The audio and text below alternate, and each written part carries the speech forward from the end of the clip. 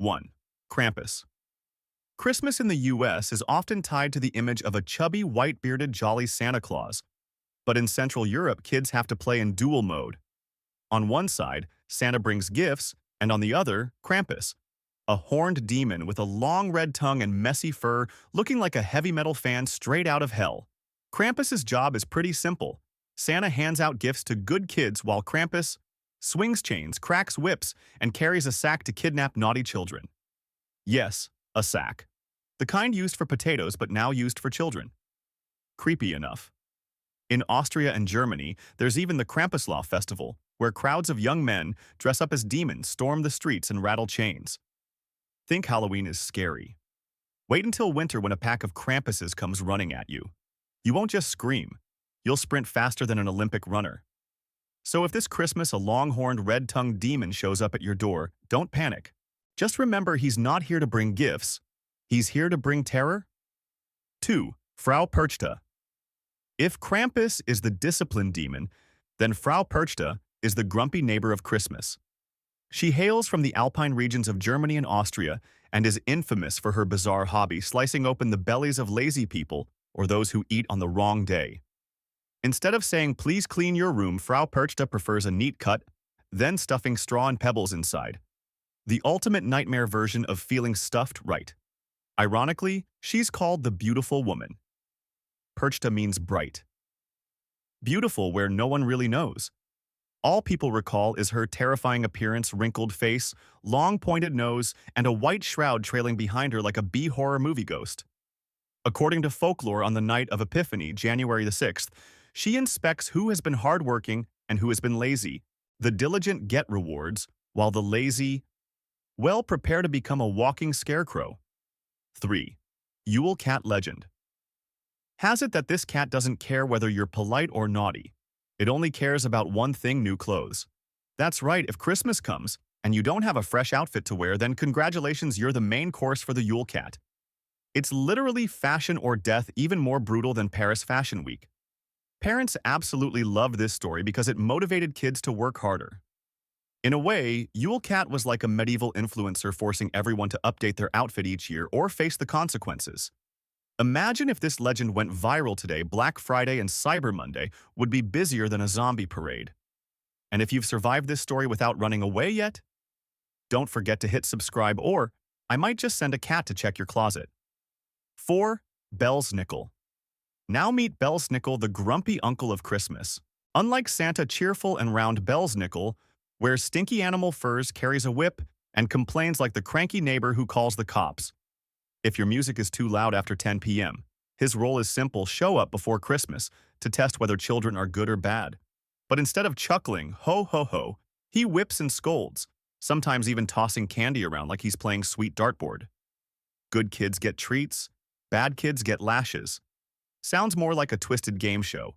Deal or no deal, except with fewer prizes and way more punishment. In America, especially in Pennsylvania, Dutch communities, Belsnickel is remembered as the strict Santa version. It makes sense. Santa is the gentle father, while Belsnickel is the bitter step-uncle. One gives gifts, the other gives whippings. Today, he's mostly just folklore. But imagine him showing up in a modern shopping mall, a fur-coated man with a whip yelling at children. Yeah, security would be called immediately. 5. Père Fouettard meet. Père Fouettard, also known as Santa's mean twin. According to legend, he was once a medieval butcher who killed several children. Yeah, nothing screams Christmas spirit here. Got caught and was then forced to serve St. Nicholas as punishment. Since then, every Christmas, Fouettard follows Santa not with a gift sack, but wielding a giant whip. His image is far from anything in Home Alone. He's more like that grumpy old neighbor who's always ready to complain if you laugh too loud. In folklore, Fouettard is never portrayed kindly. He's always shown with a scruffy beard, filthy rags, and a permanently sour face, basically an anti-Santa. One look at him, and kids would instantly swear to behave without needing gifts. Which makes you wonder, why does Christmas in Europe often feel like a low-budget horror movie? 6. Gryla. In many places, Christmas is about feasting, singing, and candy. But in Iceland, they have a monstrous hag who hunts down naughty children. Gryla lives in the mountains, huge, hideous, and always carrying a giant sack. Each Christmas, she descends to villages, stuffs disobedient kids inside and drags them back to her cave to cook them. Cozy right Gryla is like the terrifying version of that cranky neighbor, except instead of yelling, she just eats you. Icelanders believed this fear kept kids obedient. But imagine the difference. American children get gifts from Santa, while Icelandic children are warned about being boiled alive. Talk about a cosmic-level difference in holiday experiences. Gryla proves the old saying true. If you don't behave at the table might just be you. 7. La Befana. In Italy, there's La Befana, a haggard old witch who rides a broom knocking on doors to deliver gifts to children. Sounds like Harry Potter on expired mode. But no, this is a real tradition celebrated every January 6th.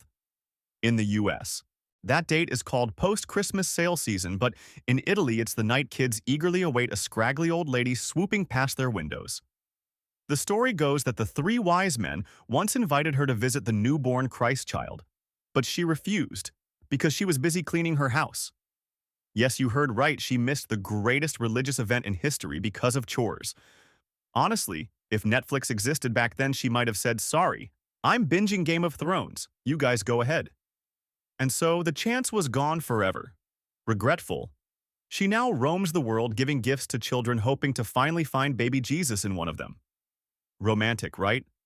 But wait, if you're good, La Befana will bring you candy and fruit.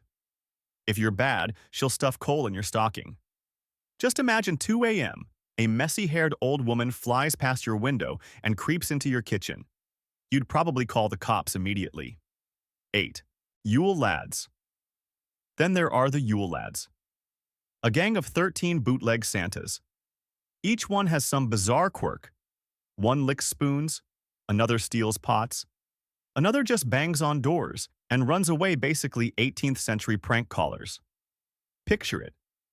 13 creepy trolls creeping into villages one by one every night, pulling pranks that even modern kids would find lame. But back then, children were genuinely terrified because if they were naughty, instead of gifts, they might wake up to find a rotten potato stuffed in their shoe. And here's the kicker. The Yule Lads are the sons of Gryla, the child-eating giantess. Meaning, if the sons don't scare you enough, their mother will finish the job. Truly a warm family, huh? 9. Lwyd. Lwyd sounds like it should be a fairy riding a magic horse to bring Christmas joy. In reality, it's a dead horse's skull. Yep, an actual white horse skull decorated with ribbons and cloth carried around on a stick by someone hiding underneath it, knocking on doors in Wales at year's end. This spooky figure participates in a kind of folk rap battle. The merry bearers sing rhymes and riddles, mocking the homeowners who must respond with witty verses. If the homeowners lose, Lwyd gets to enter the house and eat all the food and drink all the booze. Pretty unfair, scare people to death, then raid their fridge. Today, Lwyd has become a festive tradition with people dressing up for fun. But honestly, walking around town with a dead horse's skull at Christmas still feels more like the trailer of a horror movie than wholesome holiday cheer. That's it for today, before you start dreaming about these Christmas monsters knocking on your bedroom door at midnight. Don't forget to follow the channel for the next episode.